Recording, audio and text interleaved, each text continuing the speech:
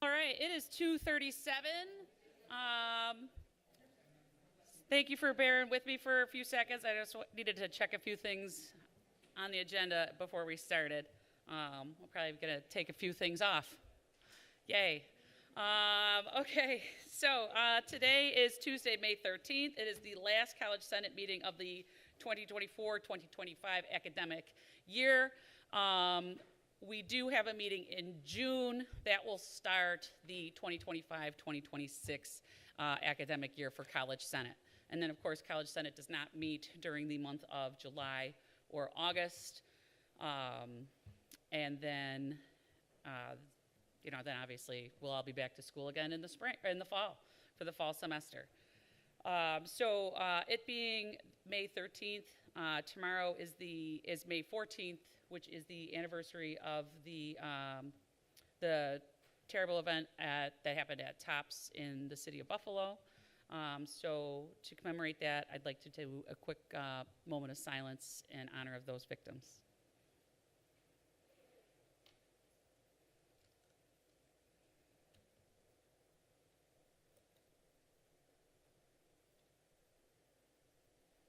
Okay, thank you very much.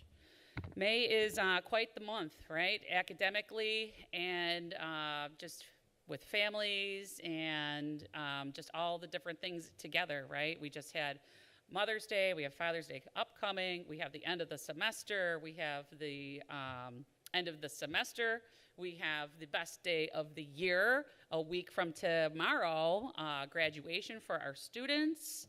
It's Mental Health Awareness Month. It is Asian Pacific American Awareness Month, amongst many other items. It was Nurses Week, I think last week or the week before. I think it's like Police Week this week. Lots of fun to be had and to celebrate among our faculty, staff, our families, and of course our students, which is what brings us to work every single day, right? We're here for you guys, and that's why we strive to do our best. So with that, I'm going to turn my report over to Dr. Sagai and let her give the President's report. You got to get those new Converse that I keep telling you about. The high ones, right? Good evening. Oh, good evening. Bob, this is not on. Good afternoon, everyone. Good afternoon, everyone. I know you can't, but you can hear my voice, though. Good afternoon. So as Colleen was talking about, Writers Month is important, and also recognizing May 14th, and is also personally for me as well, this month as well. But equally, it's also a month that we will celebrate, and we have been celebrating a lot of the things that our students have been accomplishing. So with that, and Colleen talked about how at the end of the day, everything that we do really comes down to our students. And so today, part of the report that I would like to present is really how our students. And with that, I want to have Dr. Sabrina talk about what she does as it pertains to academic excellence and engagement.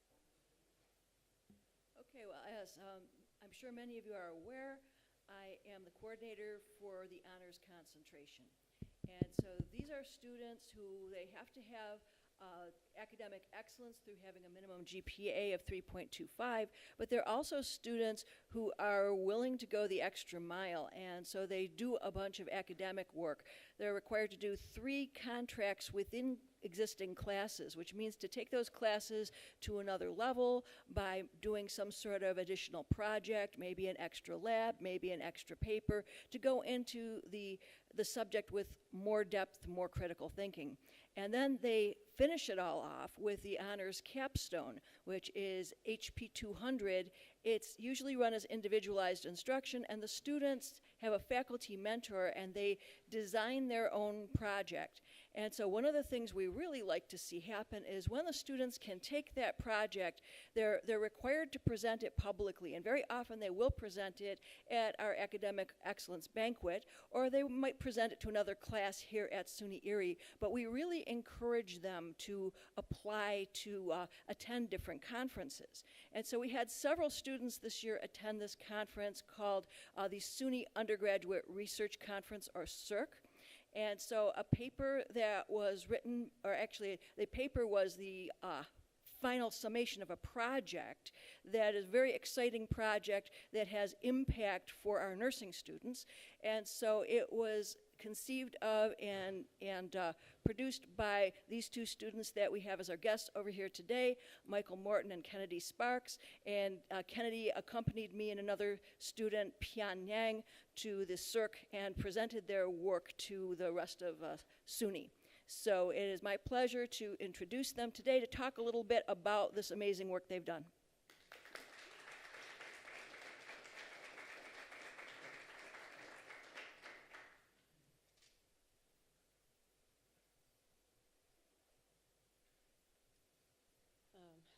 My name's Kennedy Sparks.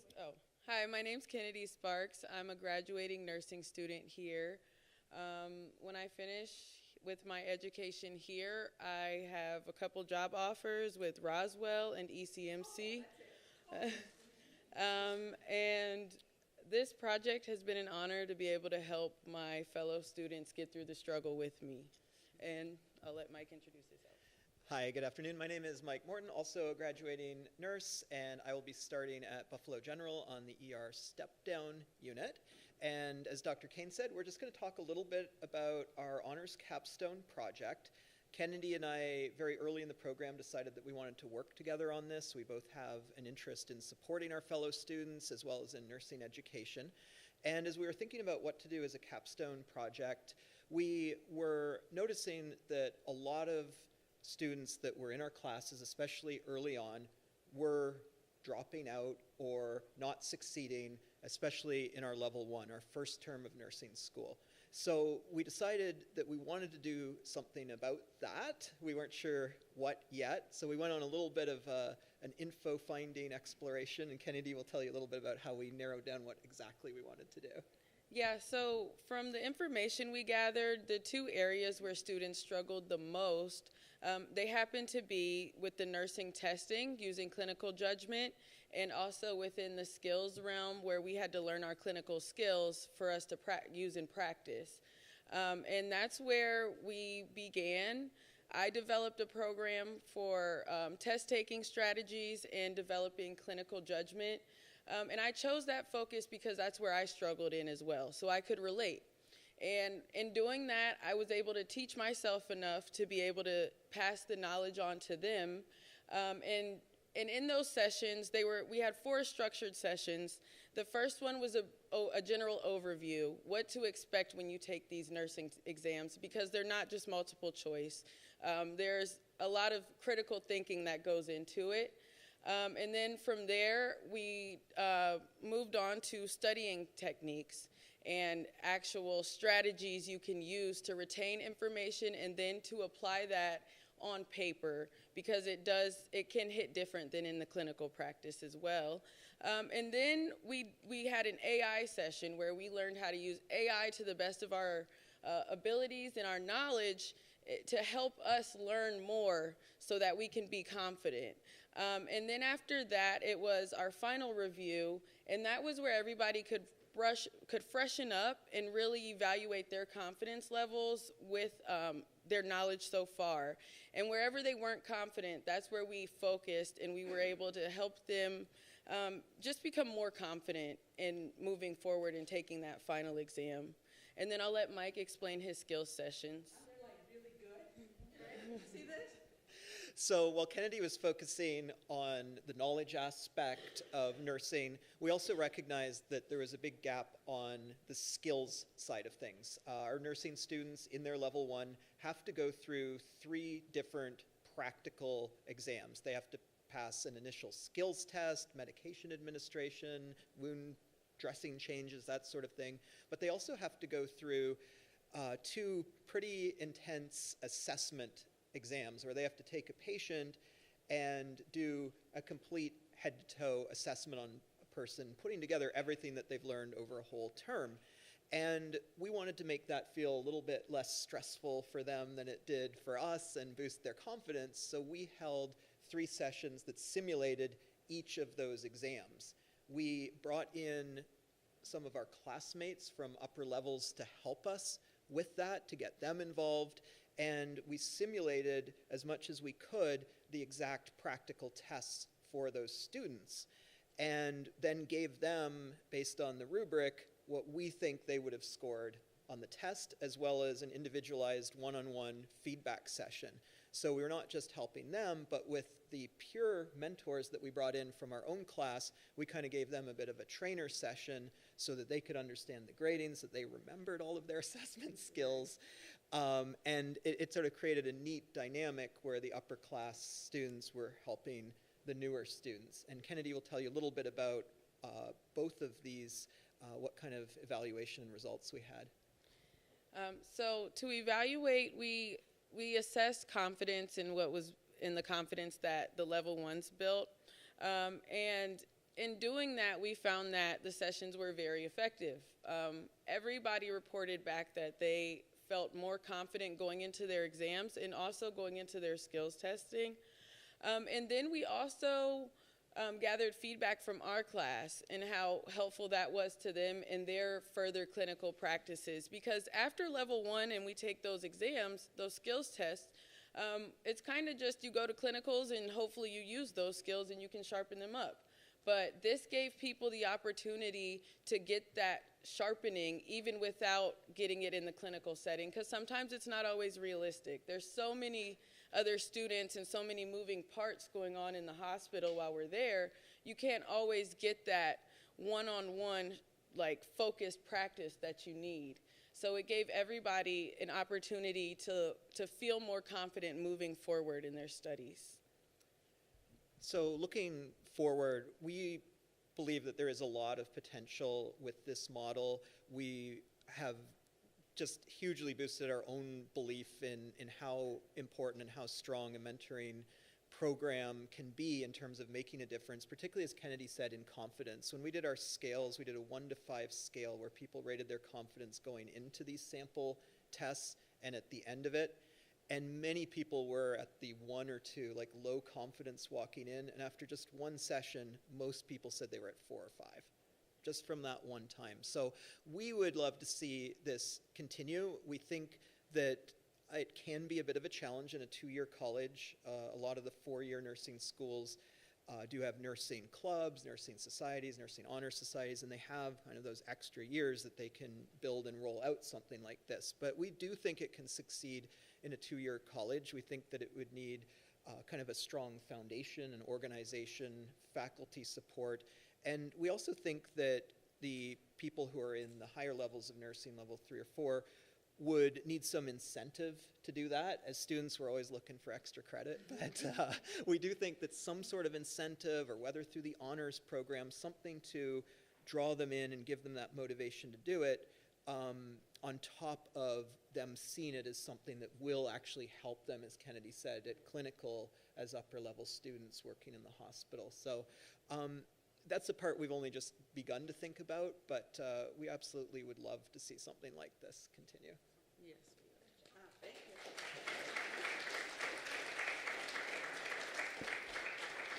Thank you. Thank you, Kennedy and Mike.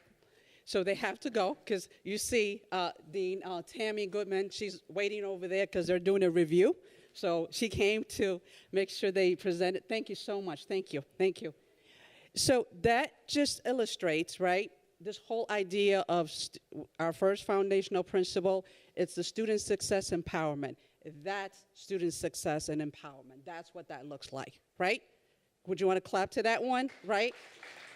So again, we could talk, but we are seeing this in our students, right? And they're demonstrating not only here for us, but also as Sabrina talked about how they were able to also share their practices. And we are really looking into that in terms of implementing some of their strategy that they talked about. So I just wanted to make sure that we see, when I attended the the academic excellent, I was just in awe. And there are other students who also did some incredible research. So thank you for your leadership on that.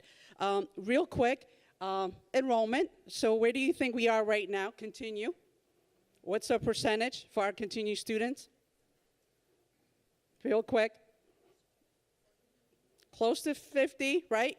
49 to be exact. What about on the new side?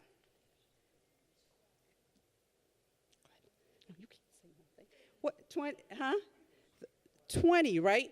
So we got some work to do there. We have a ton of applicants and students who got accepted.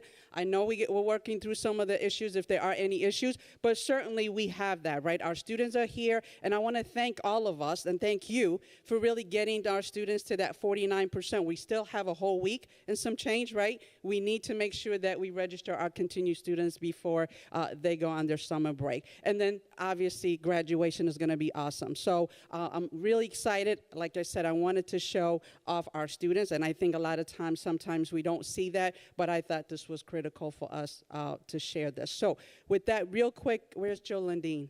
Did I see Joe? All right, Joe and then Andy in terms of a brief report. Thank you.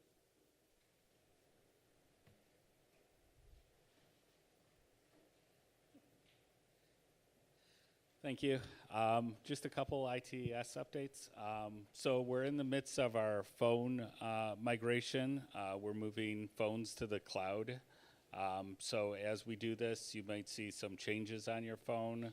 Some of the features that you're seeing right now are going to change once we get everybody over. So the rush is on to get everybody over by summer. So by fall, all the phones should be working the same. We've been working on a SUNY print initiative where we're consolidating printer, reducing the printers, but also adding features like more reliable copiers and the hold on print where you have to scan your badge to release prints. So we're entering a new phase of this where we're going into a new lease to get better machines. Some of you might notice we have machines that are getting rather old, the Toshiba copiers that we have. So we'll be getting new copiers. Part of it is we also do have to consolidate. SUNY's pushing us to do this. They're pushing us to get as least devices as possible, so minimum devices as possible.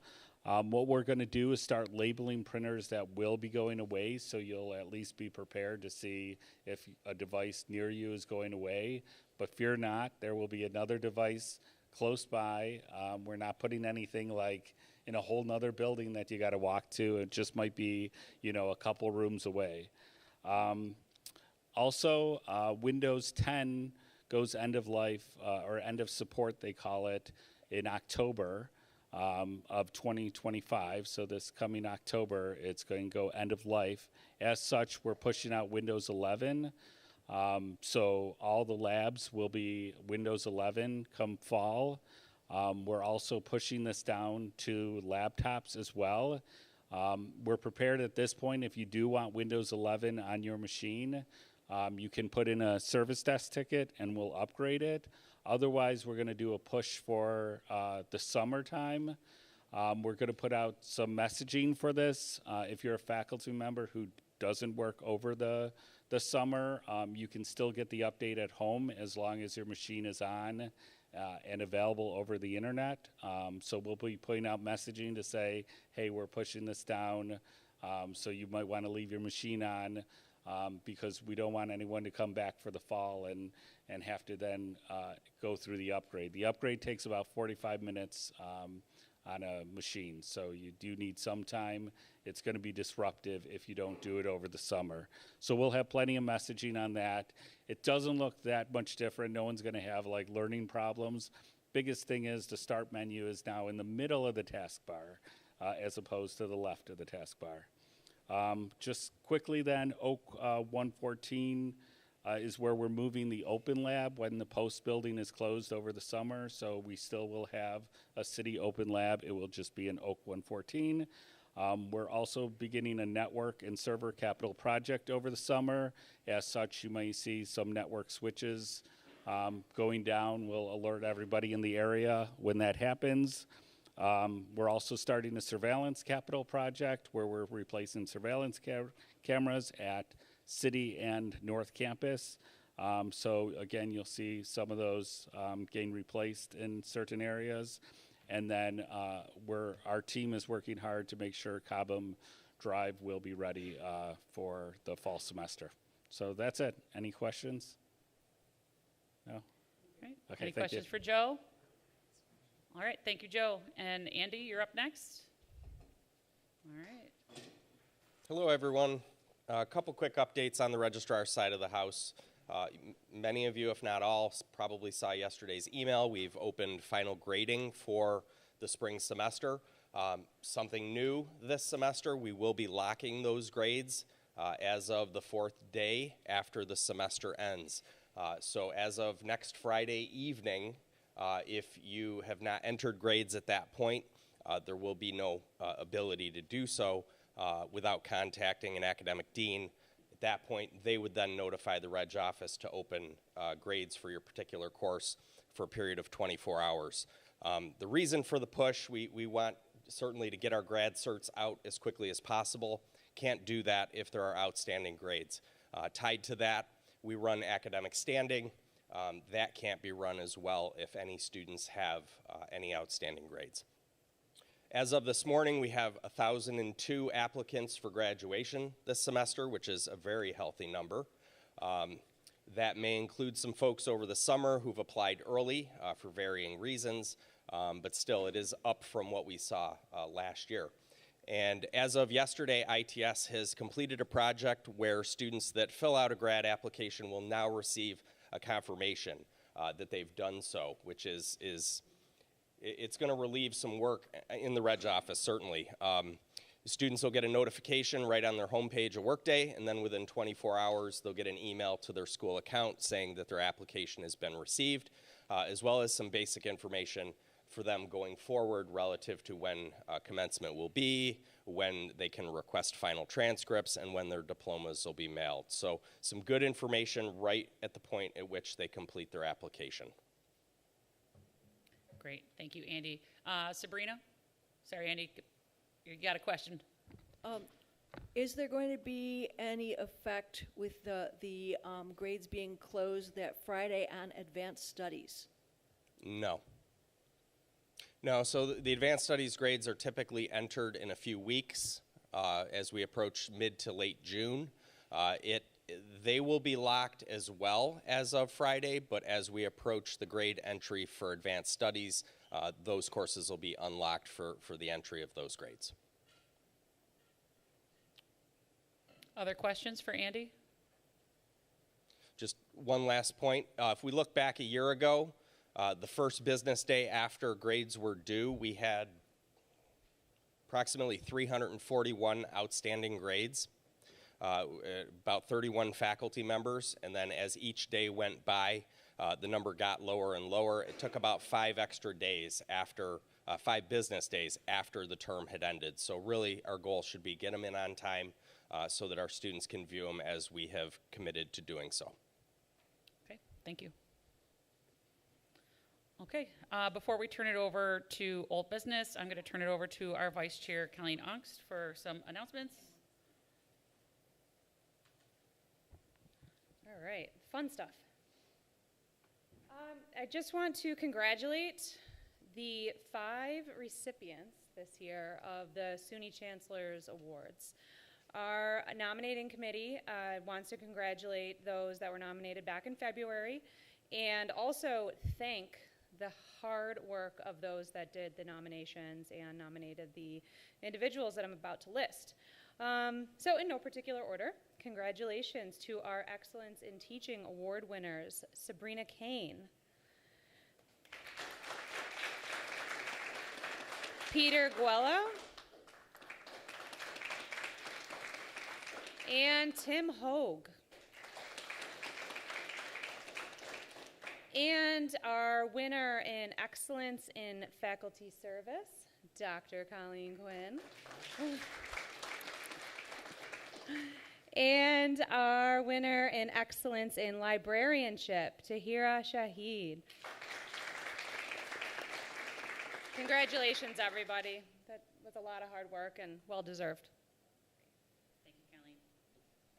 All right, thank you, and congratulations again to our winners. We have a ton of Chancellor Award winners in this room, which is really awesome and exciting, and a great faculty and staff body that helps us, steer the college. So thank you, everybody, for all your hard work and dedication to the college.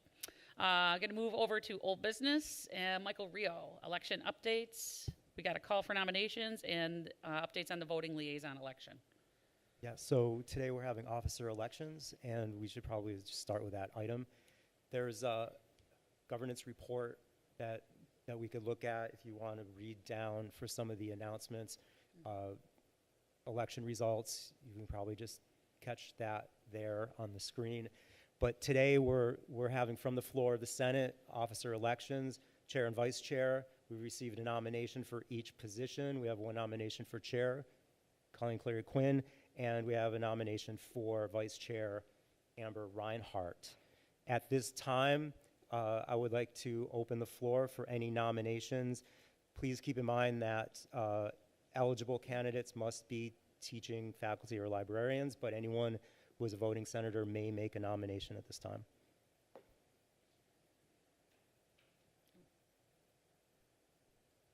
Or self-nomination. Close it. In the absence of additional nominations, we will run the election, and I would request at this time that the secretary cast a ballot so we can make this election official. You can just verbally, yeah. You can do it for, you got to go to the mic. We on? I cast one vote for Colleen Quinn for chair and one vote for Amber Reinhart for vice chair. Thank you. Congratulations on a new term and a new term. All right, thank you.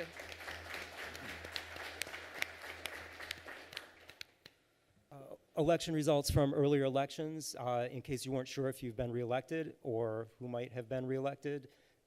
That's it. There are lots of vacancies, so next meeting we'll make an announcement for vacancies as per division and campus, and anyone interested in serving a one-year appointment should let us know at governance before that June meeting. The at-large election results are on that report as well. I can just read those off. Amy Yoder, Jason Perry, Amy Pistron-Faust, Jennifer Morrison, Nathan Netzger. Welcome to the College Center. Welcome back. Thank you again. Maybe a round of applause for at-large.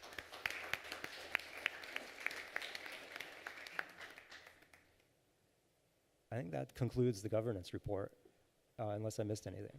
Do you want to touch on? Oh, the liaison, yeah. So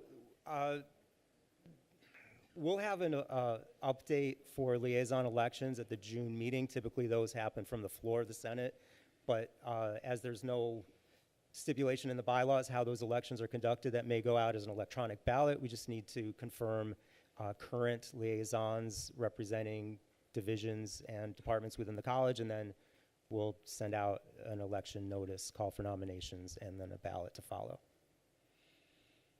Thank you. All right, great. Thank you, Michael. Lots of updates, lots of new representation for the College Senate.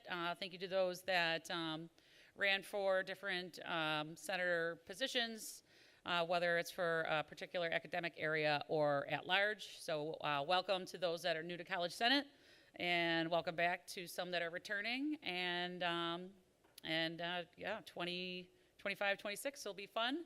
We'll have a lot of good things to do upcoming, and thank you all for your service. It's much appreciated. Academic Standards Committee.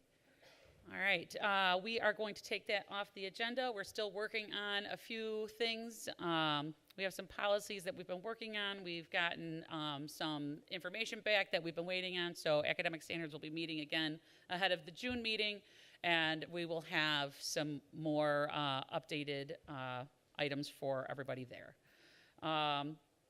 Strategic enrollment, Dr. Erickson Nealons. We did hear about the graduates and how many apply for graduation, but tell us about our enrollment for summer and fall. Yes, thank you, and congratulations on the award, Dr. Quinn, as well as Dr. Keene and others that are in the room. Thank you. And I wish all of you the best as we close out the spring semester. I know that you are in grading jail, as well as finishing up the semester, so I wish you the best in that. I want to thank everyone, especially I want to give a shout out to Adam Patterson, Phil, our marketing team, our admissions team, as well as all of the individuals that were able to attend the April 30th registration event that we had at all 3 campuses. That had a significant impact as our current enrollment is trending well for the fall semester at this time. There is still, as Dr. Sagai highlighted, a tremendous opportunity to register students before the end of the semester. This is our great opportunity to register our current students. I know there's a lot going on with finals and the closing of classes, but that would be critical to get them registered before the end of the semester. On the incoming side as well, we have almost 2,000 individuals that are admitted and ready to be registered, which is healthy, right, and helpful for us to be able to reach our incoming student goal with enrollment for fall as well. The summer is trending well. There's a strong opportunity then for the 24-25 academic year to finish strong in terms of our enrollment, especially related to prior years at this time. Those final numbers will be coming in the next few months.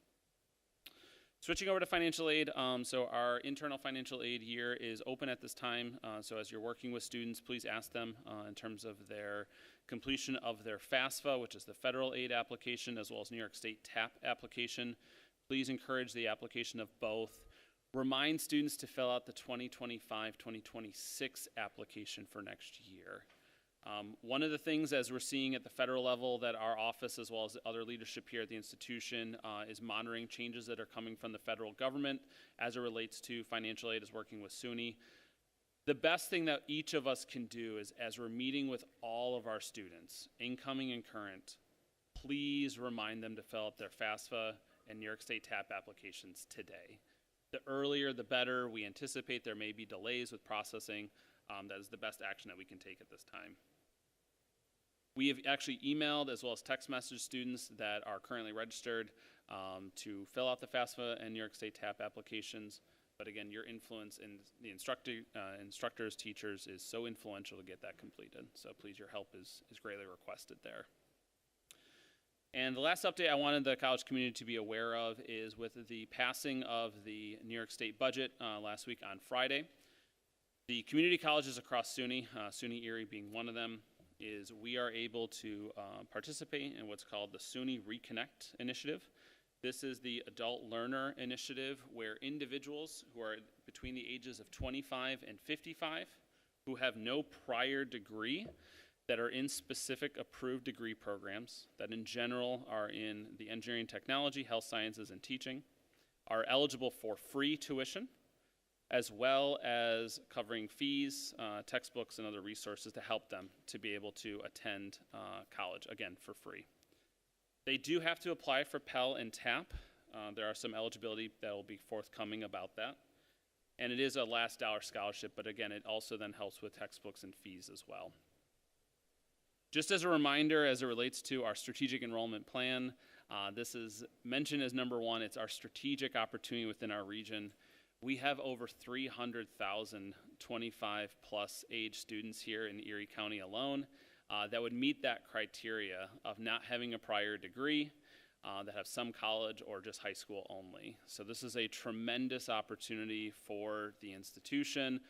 We want to thank SUNY as well as then the state for their investment in the community colleges in this regard.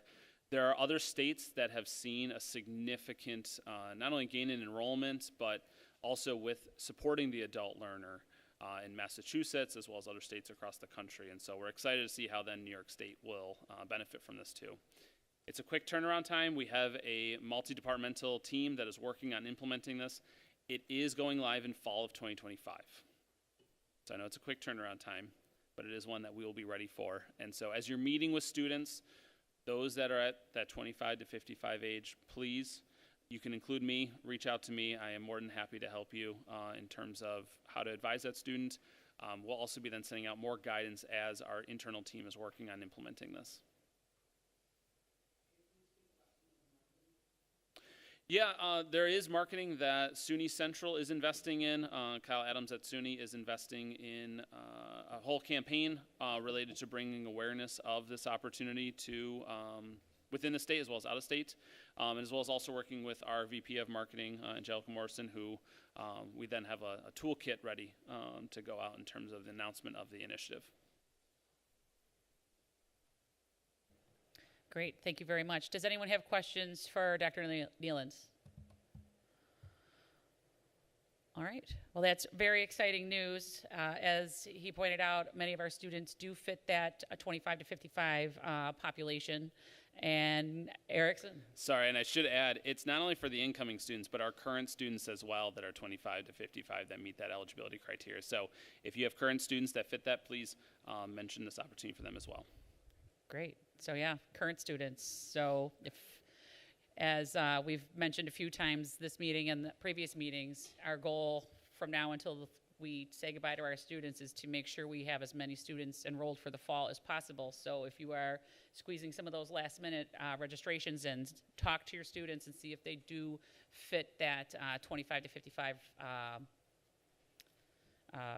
really awesome SUNY Reconnect marker so that we can help them with their tuition amongst other items for the fall 25. So that's great news. Thank you very much. We're going to turn it over to Dr. Sabrina Kane. She is going to do 3 in a row. She's subbing in for Andy Heisey today for general education and then academic integrity and assessment. Well, for the first few, I'm going to keep it short and sweet. There's really no report from academic integrity. The assessment committee, we've been getting some program competency assessments, and we're going to be having our last meeting of the semester a week from Thursday. So yeah, we're hanging around a little bit after the end of the semester to do that, but keep them coming, keep the program competency assessments coming, and we'll do our best to get you feedback on those before the end of the semester. Okay, so now I'm Andy Heisey. I know that all seems a little weird, but okay. So basically, Andy asked me to talk a little bit about some revisions that we are making to our ILOs, our institutional learning outcomes. And so one of the things we've always tried to do with the ILOs is to map them onto middle states general education requirements as best as we possibly could do that. But there are also some changes, as we all know, that recently happened with the SUNY general education requirements. And so this changed the landscape a little bit, and we took a look at the current ILOs, and we want to make some revisions there.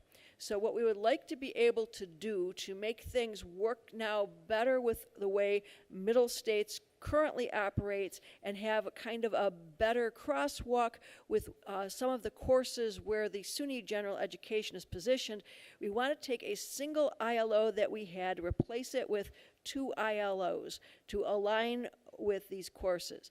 So the proposed change would be they're not really new. They're more like revisions. We're just sort of splitting what we had before in half. And so we wanted to have these 2 new ILOs, ethical reasoning and values, and that would map onto a middle states standard of values and ethics, and global learning and DEI, which would map onto the middle states standard of diverse perspectives. And then we can see how the global learning and DEI would map better onto, say, SUNY's DEISJ requirement, and that the ethical reasoning and values might very well map onto this new, what was it called, civic, do you remember the exact name of that? But it's coming. It's the new one that's coming up. And so we're thinking that it's mapping onto that one better. Before, we used to have this sort of global perspectives and ethics and values were kind of mapped into our English classes. And so we're going to be taking a look at that and see if we can find, more appropriate places to be able to map them. So I believe the vote on this would be next month, right? So that We've posted a number of things that for you to look at, and so you should look at those and consider them and take the vote on whether we want to change these two institutional learning outcomes. And again, they're not changing so much as just kind of splitting them off to better align with changes that our other accrediting bodies have made with the various general education plans and outcomes. Great, thank you, Sabrina. As Sabrina had said, actually this one's not it, we have posted these ILOs and rubrics in April. They were presented at the April 8th meeting. It is now May, and this is the goal. And again, it's to streamline everything that we are currently doing to basically make it easier for assessment, right? We have all these different accreditations that we are responsible to adhere to, so the change is going to make everything more streamlined and make sense for our assessment teams. But we will be voting for this, voting on this in June, so that will be the June 10th, I believe, is the next College Senate meeting. So we'll be voting on that then, and Andy Heisey will be here at that meeting as well to answer any questions should they arise. Sabrina. It's the civic discourse. That's what I was trying to remember. Civic discourse. Thank you. And I used up all my good words earlier today too, because somebody, Erickson, pointed out that we're all in grading jail right now, and I'm reading papers and doing all these things, and then you got to come out of that mode to go into this mode, and then I got to be a parent later, so it's just like all these different things. Erickson? This is more of a comment, and I think it's great, the direct mapping onto there. If possible, to map it then also to the SUNY general knowledge areas. I think that may just help to show the linkage between all of those different categories. Okay, so a suggestion would be maybe to have a third column and how that links all the way across? That's correct, yeah. And that's also what SUNY, when they did the green paper, as well as white paper for the original rollout, they had them try to be all linked together. That may just help to depict how those standards are being met. All right, beautiful. Thank you. Appreciate that suggestion. We will bring that back to the Gen Ed committee so that we can have that prepared for June. Other questions regarding the general education report or assessment or academic integrity? All right, does anyone have any other old business that they would like to bring up before we move on to new business? All right, rolling right into new business. We do have on here Building Together Tomorrow, strategic plan. That is going to be off of the agenda. We will be looking towards faculty and staff and your thoughtful opinions and things as a continuation from College Day into the fall semester so that we can better inform our strategic plan as we develop that together. Summer Institute is next on our new business. I'm going to call on Lisa Powell-Fortnall. Give me 1 second. I'll pull up your PowerPoint. And Jackie Bollinger has been a collaborator and partner in this as well, so she'll be presenting with me today. So we're really excited to be rolling out, and the save the date went out a little bit earlier this afternoon for the Summer Institute, which will take place prior to that Senate meeting on June 10th.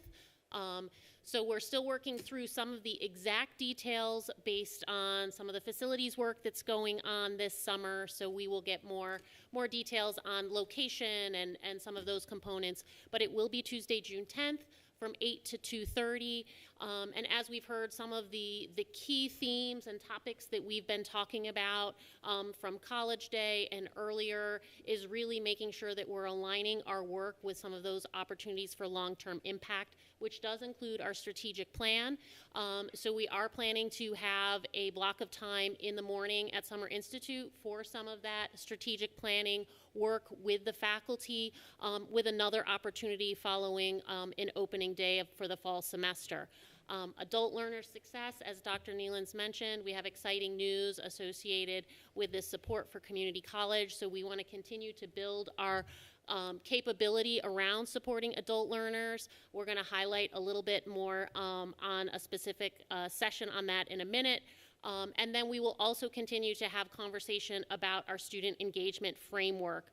So we'll have some opportunity to talk about what are our opportunities to continue to improve engagement. And we will also offer a session on the trauma-informed focus, which we had a virtual session that was really highlighted by Jennifer Morrison in April as an opportunity. We had 30 people participate in a virtual session, and we will be having an in-person workshop on the afternoon of that agenda for the Summer Institute. So again, continuing to build on some of the work that we've started and continuing to expand there. So the session spotlight that we really, Jackie and I wanted to bring to this group today is that we will be having a hands-on workshop around the prior learning assessment. So this is something that we did start work on during College Day back in March. This opportunity is for in-person support from the Center for Adult and Experiential Learning to be on site. The opportunity for faculty members to bring a specific course syllabus that they would like to develop, either a challenge exam or a portfolio rubric. So we will start work in person on Summer Institute, but then we have, through a SUNY supported program, an opportunity for faculty members to have one-on-one coaching throughout the summer. So really that opportunity to bring your work with an expert, and develop that tool which will align with these opportunities that we have to continue to market and engage the adult learners going into the fall semester.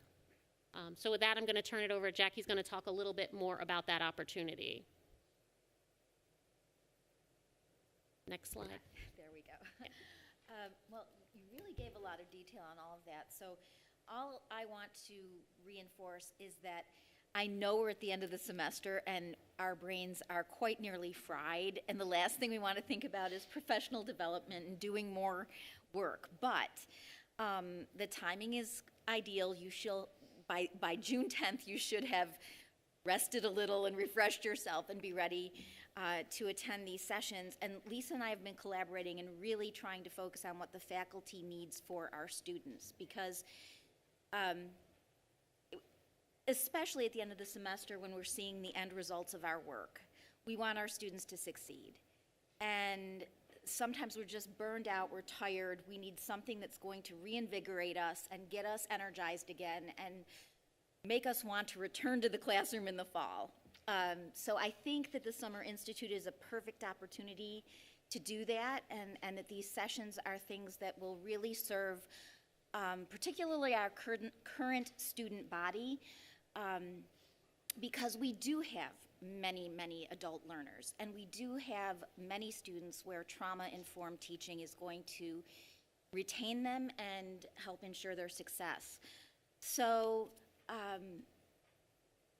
guess I'm just here to sort of be a cheerleader and say, take the time to come, participate, be open to being an agent of positive change here, because that's really what we want to achieve with the Summer Institute. And then it really is just kind of a stepping stone to things that we're going to be doing on opening day and then throughout the fall. So I hope to see you there. That's about it. And just in terms of, just to wrap it up, we are looking for some commitment. We will be bringing that resource onto campus for June 10th. If you are interested in being a part of this pilot cohort around prior learning assessments, if you would be nice enough to send us a message to CPD, the inbox, that will allow us to understand how many folks are interested. If you have questions, please feel free to reach out. I'm happy to talk through what's involved with the process, what the opportunity is, and then also note that we do anticipate that if June isn't a great time for you, that we would offer some additional cohorts later in the summer and again as a part of opening day. So there will be additional opportunities, but we're really looking for those early adopters that want to come out and be a part of the program. Great, thank you. Does anyone have any questions regarding CPD or Summer Institute? All right, well, save the date, June 10th. It is the only College Senate meeting where you will be fed or receive any beverages ahead of the meeting. So take advantage. That's it. That's your only opportunity. All right, let me get back to the agenda. Senate dates. All right, we do have some proposed Senate dates for next year. This is going to be in line with some changes coming to our academic calendar. Let me find the dates. We now vote on them. No problem, take care. Because in the past, we've gone over the dates at College Senate meetings, and then people have complained about them after the fact, even though they were in the room for the decisions. So now we vote on them so that make it official. All right, so pull out your calendars, check all the things. We have College Senate Executive on here, as well as the actual College Senate meeting dates. One change, actually, in particular, will be November. Generally, we meet the second Tuesday of every month in November. The second Tuesday of the month is Veterans Day, which we do reserve as a holiday. So we are bumping College Senate up to the 4th of November. And then you'll see that the February and the April meetings also line up with scheduled breaks in the academic calendar. And so there they are. As far as Senate Executive, usually we meet the 4th Tuesday of every month, but there are 2 months where there are 5 Tuesdays. So we've moved those Senate Executive meetings to the 5th Tuesday. That is relevant, obviously, for anyone wanting to get something on the College Senate agenda, right? So if you want to add something to the agenda, you have to get it to College Senate Executive Committee, where we then discuss whatever the item may be in order to put it onto the agenda. We also like to have all of the meeting documents to the College Senate Executive Committee ahead of the College Senate meetings so that those dates are relevant as well. They're just not there because, so that you know what I'm doing on my Tuesdays. There are deadlines for documents as well. So I'm going to need a motion to approve the proposed 2025-2026 Senate dates. Thank you, Tom. Second, Erickson, thank you. Any discussion on the dates? Any questions? Or, sorry, I'm like, oh, what was that just popped up? Any questions on the dates? Erickson. Not so much a question, just one note. We are planning our open houses for next year already. We do anticipate that the spring open house will be on April 14th. It should be okay. We did it this year as well, but it's the only day in which observing for Passover, Easter, and spring break would allow us to still be able to capture that. All right, perfect. Well, that'll be, well, yeah, usually open house is what, 5 o'clock? Correct. It'd be after this meeting. It just might be some leave early, potentially. Yeah, that's fine. No, thank you for that. Any other questions or comments regarding the proposed calendar? All right, any objections? All right, seeing there are no objections, then we are going to accept this, and it's accepted. So there we go, no vote. Let me go back to the agenda. Last up, we have graduation 2025. All right, so Bob. All right, there he is. All right, so graduation is in 8 days. It is a week from tomorrow. And let's see, hang on, that's the wrong one. Bob, what can you tell us about graduation? So I think we've talked a lot about it already. Like we said, it's next Wednesday, beginning at 6 o'clock. We ask any faculty and staff who are walking in the ceremony to be there by 5 o'clock. Any of our volunteers to arrive by 3 o'clock, just to get any last-minute prep done. Students have been picking up caps and gowns. We'll start issuing additional tickets tomorrow in the bookstores and ASC itself, and we really can't wait for the event. Great. What is the process for tickets? First come, first serve? Yeah, the bookstores have been taking a list. Right now, we're still under the number, so we're going to start giving them 3 additional tickets to begin with, and then we'll go further next week if we still have additional. But there's some outlying requests. I have a couple that are asking for 8 tickets. That's not happening. Awesome. Another question, balloon drop, is that happening? That cannot happen because SUNY has banned single-use plastic balloons. Right, and that was So- last year, right? Last year was the only year we could do that, so we are unable to have balloons at the ceremony. Are we going to update the website? I thought Angelica did. It's right there. I saw Angelica in here before. Also, so with the walkout song, closing songs, what did the students decide? That is still with Dr. Sagai to make that decision. All right, very good. I heard a rumor that there was a diss track that was going to be the walkout song or the closing song, perhaps. Also, is the event going to be live streamed?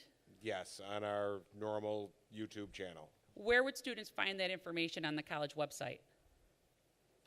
Again, Angelica was supposed to have that up there. It's also on the letter that they receive. It's on the letter, so we'll have something on the front of our website with the streaming information? Yes, we'll make sure Angelica does that. Perfect. I was at City Campus yesterday, and they were short on graduation caps and gowns, and at South Campus, they only had caps and gowns for people 5'4" or shorter. Is that going to be addressed? So I just found out about that about 1 o'clock. Every time I hear about that, I tell the City Bookstore to talk to the North Bookstore to get some delivered, and I'm still waiting on numbers of what they need. Perfect. Let's see, what else? Well, I got to say, I know the email for faculty and staff did not go out until a week ago tomorrow, but it is the best day of the year for our students.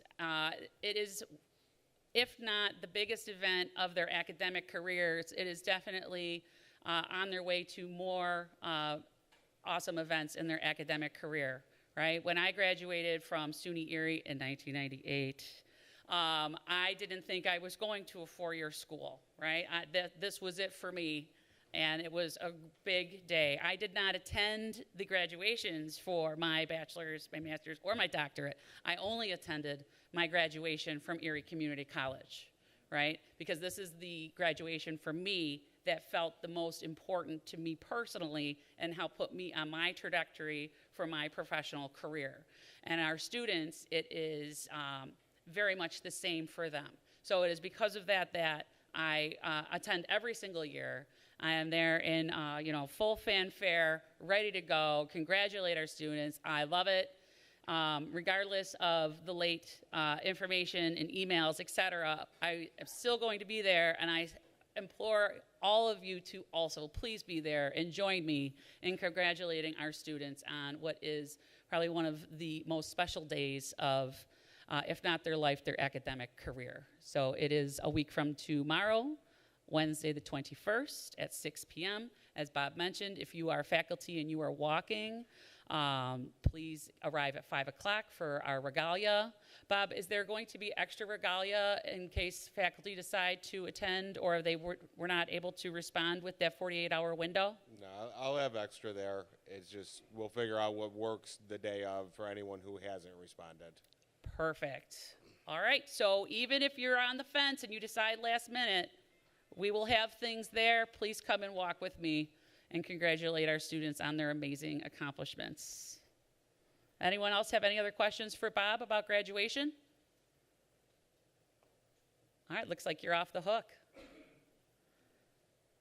That is the last, oh, no, it's not, but James left. But Paul Danu's still here. Yeah. I'm going to pass it to Paul for facilities reports, timelines, et cetera. Okay, I'm going to keep it brief because he was just going to hit the, basically the information that was shared on an email, a facilities email the other day. So City Campus, we're going to start work on the atrium on Monday or Tuesday the 27th. They're asking for people to start moving anything small or personal that they want to take over to 45 Oak or the Flick Center on any time after the 19th. The building will close 26th for us to start construction and testing on the 27th. We expect the testing to be negative as we've gone through a lot of iterations on how best to do that. The building is planned to be open for the fall. October, the skylight is expected to be complete. The bubble will come down over the winter break, and again, there'll be testing to make sure everything is clean and clear before the spring semester. That's kind of it at City. Out here at North, there's a lot going on. The CAF Spring Center, we're going to be getting a new air handler in there, new electric panels for the food service. We've been really, like, on all our projects, we've been pushing hard with the contractors to try to, like, stack their work a little bit more concurrently as opposed to phase it over the entire summer. So the Spring Center, they're hoping to be out of there by the, rather than the end of August, more like early August, if not later July. There'll still be punch list items where they'll go through with the county inspectors to make sure, you know, little touch-up jobs get done. Kittinger, we're going to start on the 20th after mistakenly believe that the semester was over a little earlier. We got it. We basically told the contractors they're coming in to start on the 20th. You may see people in the building, but it's mostly just to phase some of their equipment so that they can hit the ground running a little bit.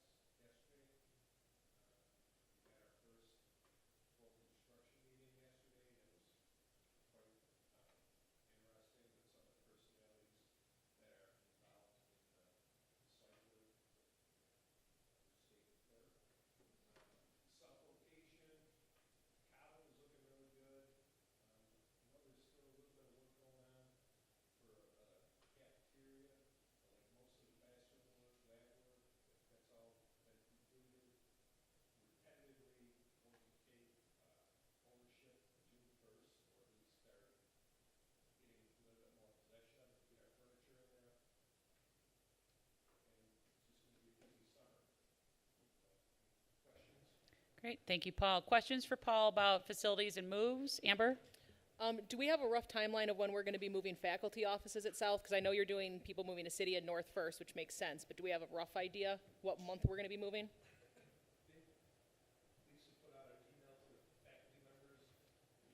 No.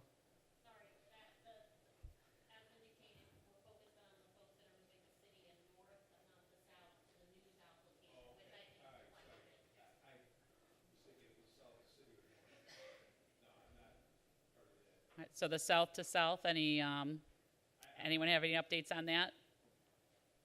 All right, Lisa mouthed to me she's going to follow up on that. All right, so to be continued, right? So another reason to come to Summer Institute and the June College Senate meeting, right? It's like an episode 2. Amber. Sorry, I'm bringing up again about the South move. Specifically, the IT department, like the academic IT department, needs guidance as to when they're moving their department, because their move is going to be substantial. Theirs is not going to be a small pack up, textbooks and stuff into a box. They have extremely high needs, and they've been asking me daily if I've heard anything about it. So just make sure you're getting in touch with them sooner than later, because theirs is going to be a very, very big move. Right. No, thank you. And I have heard from others. Like, for example, I'm moving decorative unicorns and some textbooks out of my office. So if you want to get on my good side, you know what I like, unicorns. So it's not a big deal, but I do know I got the recycle bin. Yeah, I got it. Yeah, and for the unicorns, no, those come with me. That's all the papers. But I do know like some departments have more specific things. I know some need more than just boxes and recycling bins. Some might need actual like physical, like the totes for just like moisture and all the things versus, just like regular cardboard boxes. So some departments may have higher needs than me and my unicorns. All right, other questions for facilities? All right, the plenary, Michael Rio. So there are informative documents on the College Senate website for review. The plenary, I think it's just important to remind everyone that the faculty caucus, caucus, FCC, CC, one of those C's is caucus, right? Council? All right, Faculty I do council. that every time. All right, you're fired.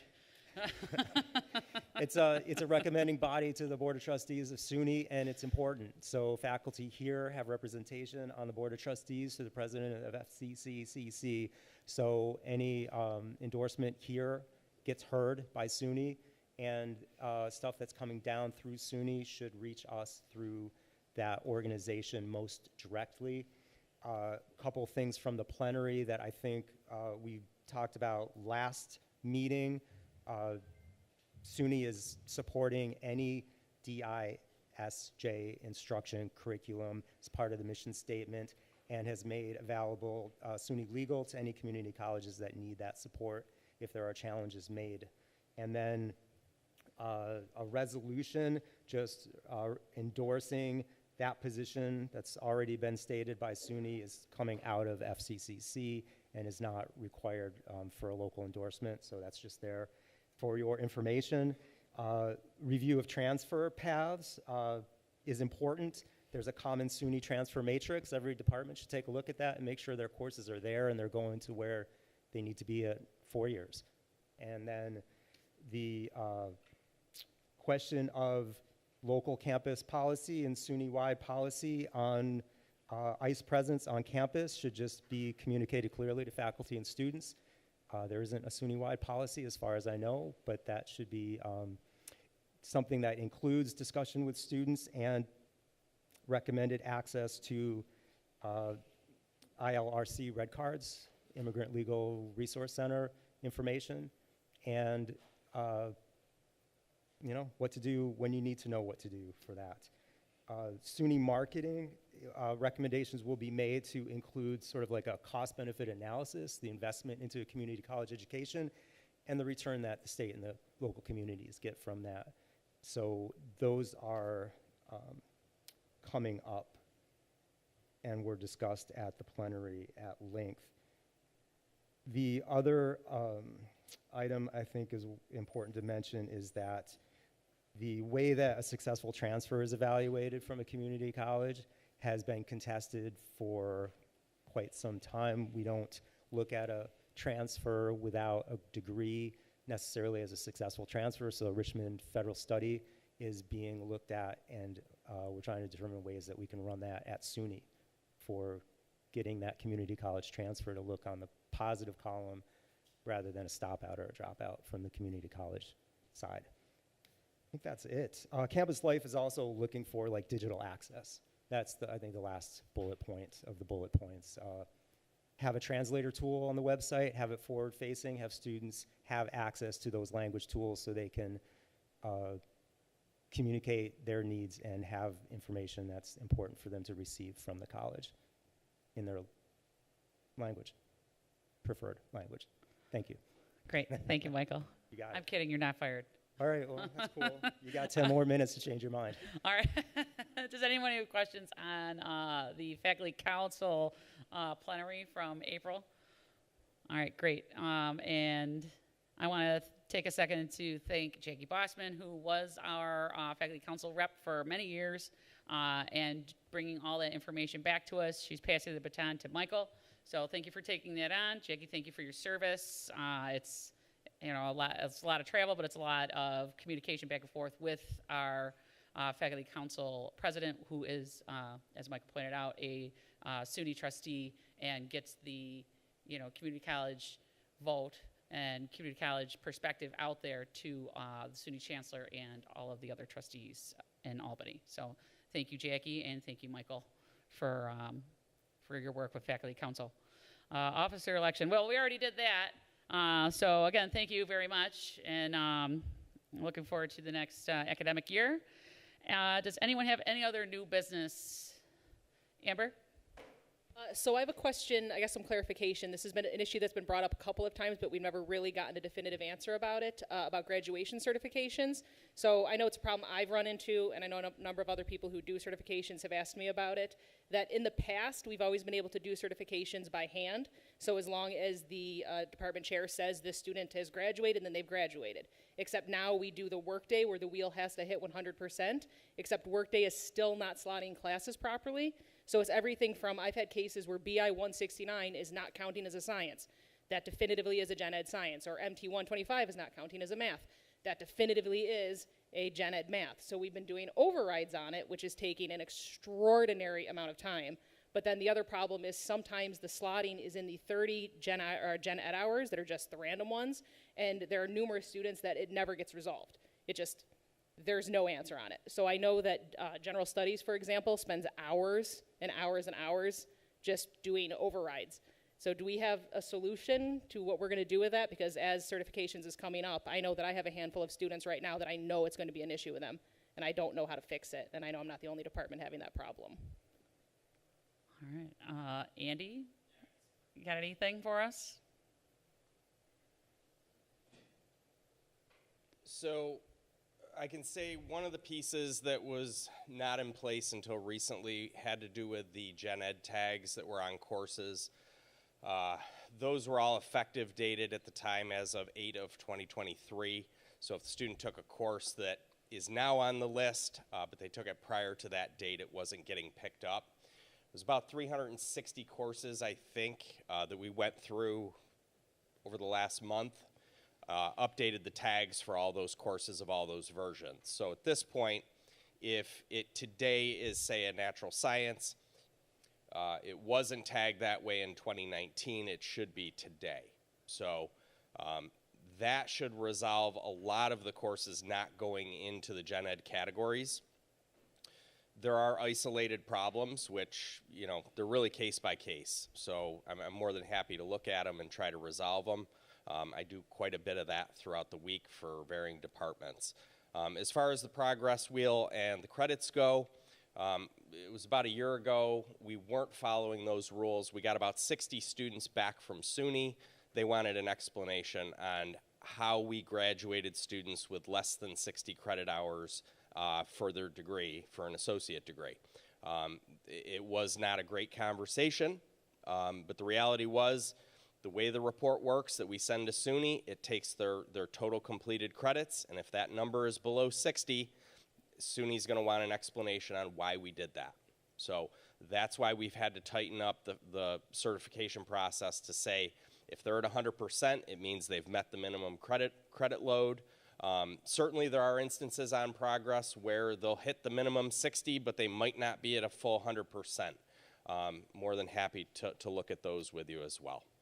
All right, yeah, those are the ones specifically that I'm talking about. Because I know, like Adam, we went through, if you remember last semester, I had a student that their graduation got delayed for 2 months because the wheel just wouldn't hit, and it just kept kicking back and back and back, and finally we overrode it and graduated the student because it was just a tag issue that we could never get resolved. And one of the sort of painful nuances are students that have multiple active programs.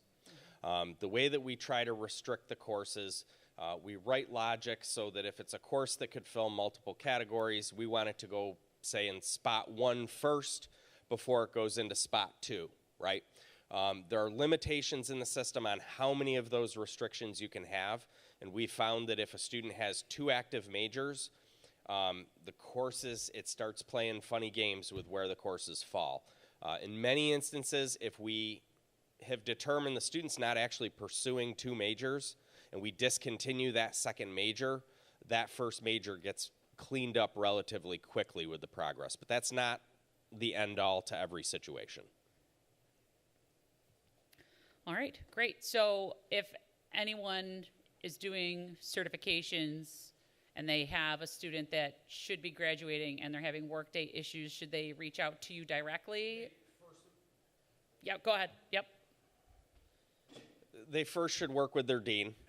The dean should take a look at it, review it. If it's determined that it's something that's perhaps either a flaw in the system or whatnot, it'll get brought most likely to me. All right. Derek? I found I can easily chew up an hour trying to sort one out, and maybe a quarter to half of my students, it doesn't work. So it's a lot of time that doesn't feel very productive, to be honest. Gotcha. All right, well, so it seems that between last May and this May, some of those kinks and tags have been reworked. So fingers crossed, works. And if you have issues, if you're a chair that is doing graduation certifications, if you have those specific instances where it's not working, reach out to your dean first, work with your dean, and then with your dean, if that doesn't resolve it, you can work with Andy and registrar. Andy? Just one other point, and I'm trying not to do this en masse, but I've had certain programs that I know can be a little more challenging. We've tried to get a preliminary list out to those departments for grad certification. The reason I'm not doing that en masse is because even today we've had 6 more students apply to graduate. So I don't want to send a list out and have folks think that that's all of their grads, and then when we actually go to do the process, the names, you've got names that weren't there before, thinking you did all the work already. Mm-hmm. But certainly if you're interested, you can email either myself, Joe, or Cindy, and we can pull up the list of those that are pending as of that moment if you want to get a head start in looking at them. All right, great. So I don't know if that's helpful or not. Yep, no, that's definitely helpful. So thank you, Andy. So anyone that wants to get a jump start on your graduation certifications can reach out to Andy in the registrar's office to start that work, but know that if you get a list, that is not going to be considered a final list that you need to check back, but it is a way to jump start that work ahead of time. That's awesome. Thank you, Andy. I appreciate that. Any other questions regarding certifications for graduation? Any other new business? All right, it is 3:55. I'm going to close the meeting and give a few minutes to do for the good of the order. But everybody, I hope to see you at graduation next week. And I know grading jail is a real thing, but it is going to rain the next couple of days. And so, good luck. We're almost there. Way to go. You did it. We did it. And I'll see you in a week. And then we'll see you in June for the Summer Institute and the June College Senate meeting. So thank you very much. All right, and then I'll...